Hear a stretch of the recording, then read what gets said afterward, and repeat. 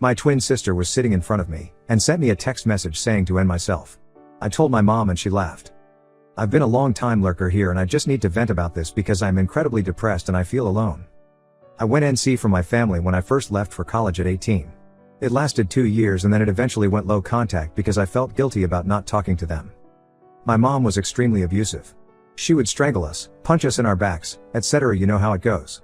She never physically abused us when our dad was around, but the verbal abuse was enough to make him consider leaving her. Because of this, I have severe depression and PTSD and I had to go on medical leave from college. My mom begged me to come home for around 2 months before I gave in. I missed having a family and I am so stupid for being weak and giving in. Since I've been back, my mom has been doing weird things. She'll want me to get drunk with her, but I really can't drink alcohol because I'm on Celexa. When I refuse to drink, she'll give me the silent treatment for a few days. I'm always getting the silent treatment and it hurts. Today my mom asked me if I wanted to just live here and not go back to school. That made no sense. Why would I want to not complete my education? Also, I don't like the constant silent treatment, so I don't like being here. I told her that I'd rather go back to school. She started yelling about how I can just go to the community college here. She started crying about how I didn't love her and my dad told her to stop being dramatic. My sister came in and asked what happened. When my mom told her, she didn't say anything and just went on her laptop. My twin sister is beyond crazy. She once stalked a man for 6 months because the guy told him that she didn't know what she was talking about and should shut up. She found this guy's identity from a few Reddit comments and started physically mailing him things with death threats. She signed his Reddit username to everything. If I knew she had done this, I wouldn't have come here.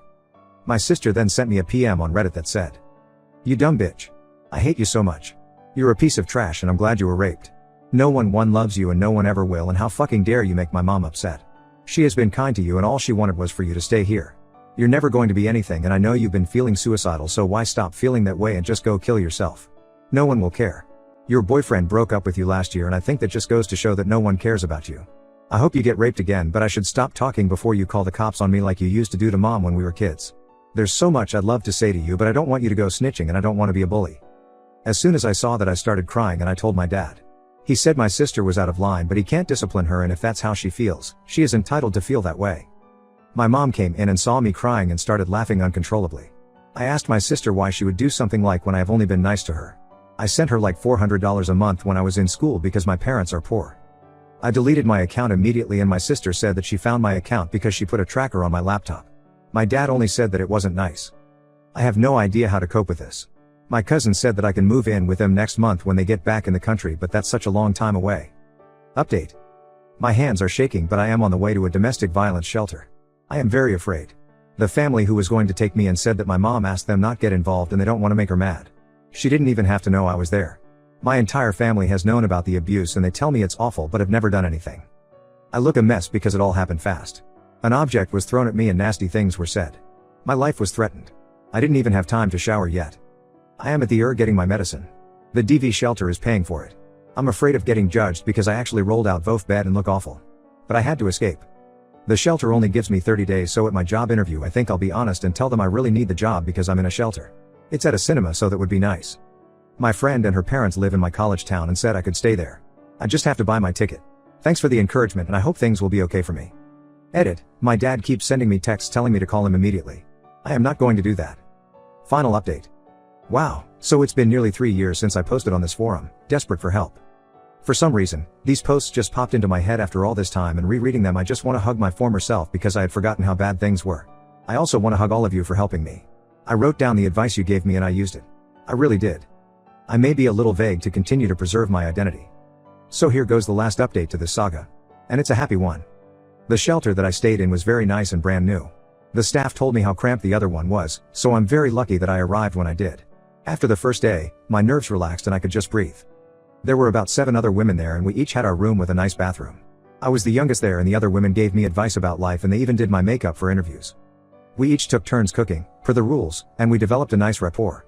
The staff was so amazing and they also talked to me about life. I felt so safe at this place because of the security. Oh, I almost forgot. A church group came to give quilts they had made for us and I still have mine. Sometimes I snuggle with it and think of how far I've come. I love that quilt and I wash it very carefully.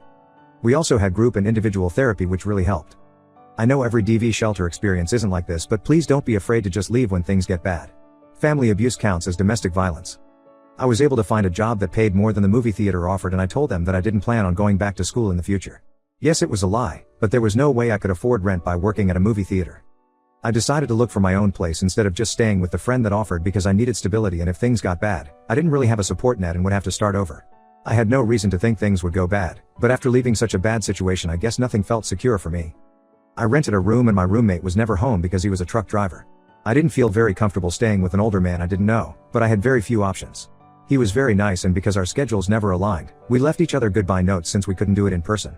I still have his note. I did go back to school the next semester when my medical leave was over, but not at my original school.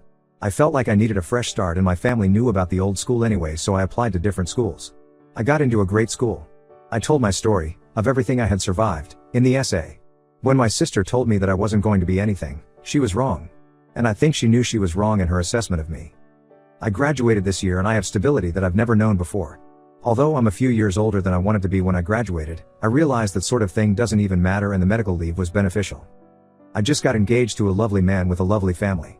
They always tell me they're my family, and I'm so close with my future mill. I had food poisoning for the first time a few days ago, and my fiancé left the house at 2 a.m. to get Pedialyte just to make sure I was hydrated. And when I felt like I was never leaving the bathroom, he told me he was going to make lentil soup for me. I didn't have to ask or even say anything. When I was kid and vomiting blood, my mom told me to go back to sleep. It feels nice to be treated this way, and sometimes I catch myself saying, "You don't have to," when he tries to do something nice to me. Anyway, he has 6 siblings and they're like the siblings I never had. I learned to value myself and put myself first. I wasn't loved as a child, and so I do things for myself that I didn't get.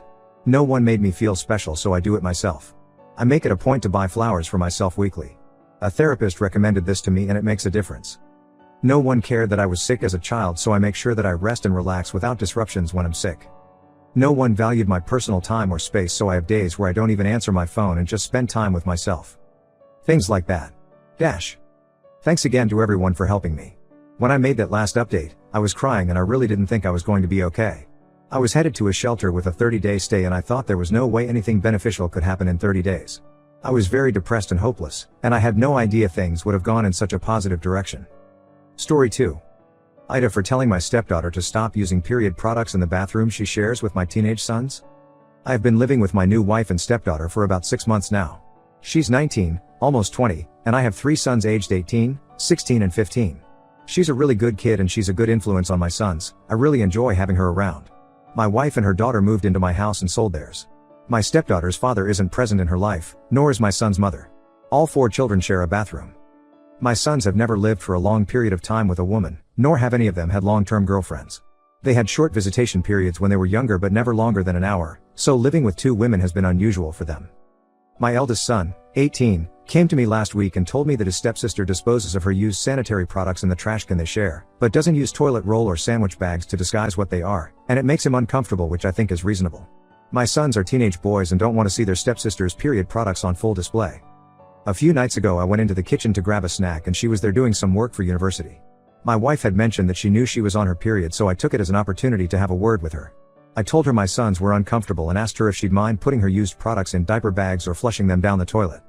She laughed and told me it was rich coming from a man who sheds like a gorilla and has produced 3 skid-marking sons, which I thought was just an unnecessary attack.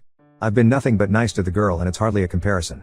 My sons shouldn't be subjected to her unhygienic products if it makes them uncomfortable. She went on to lecture me about how tampons can't be flushed and that it's bad for the environment if she uses diaper bags for everyone, which I think is just an excuse. I called her a scruff and told her that this was my house and that what I say goes. I later asked my wife if she could have a word with her and she told me I was being ridiculous and that her daughter has had her period for 10 years and knows what she's doing. When I told her it was making my sons uncomfortable, she said my sons needed to get a grip and turned over and went to sleep. This is a genuine issue to me and she didn't care enough to have a discussion about it. I asked my stepdaughter again in the morning and she did the same as her mother, completely dismissed it. Both of them have told me to stop being so silly, but I don't see how I'm being unreasonable when it makes my sons uncomfortable. Ida? Verdict says, you're the asshole. Update. Not even 2 hours after I posted this, my wife and stepdaughter gathered my sons and I and gave us a full intensive periods for pricks course, PowerPoint and all. It was a hoot. They made an interactive quiz and everything. My sons and I learned a lot and apologized to my stepdaughter. Thank you for your input.